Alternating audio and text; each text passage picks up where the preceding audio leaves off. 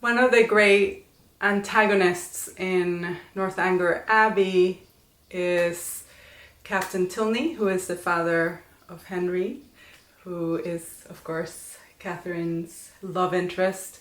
And he is somebody who has heard all these lies about Catherine at first, to think that she is much wealthier than she in fact is, and later to think that she is much poorer than she in fact is. And he believes those lies, and within his understanding of those lies, he first tries to get her to marry Henry and treats her like she's a goddess, and he's so, well, he's a little bit too dry to treat anybody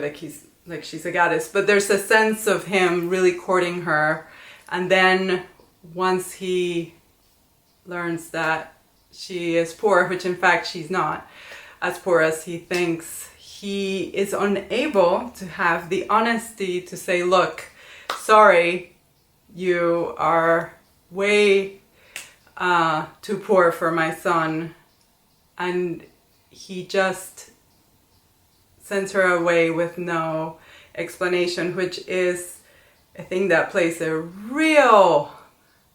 it's a mindfuck for poor Catherine, because she doesn't know what she did, right? Like, so as Austen is thinking about just how complicated it is to live in a society where people don't say what they're in fact thinking, it's an amazing example of this guy. He's a general, he has all the money, he has the abbey, Northanger Abbey, and he's so cowardly that he is terrified of this little girl, and he just will not speak to her truthfully about why she's been banished, and it does so much damage to her. But of course it's Austen, so we know that the damage is temporary, but it's a really good example of the ways in which in this society, first of all, girls are terrifying, especially pretty girls who are not married,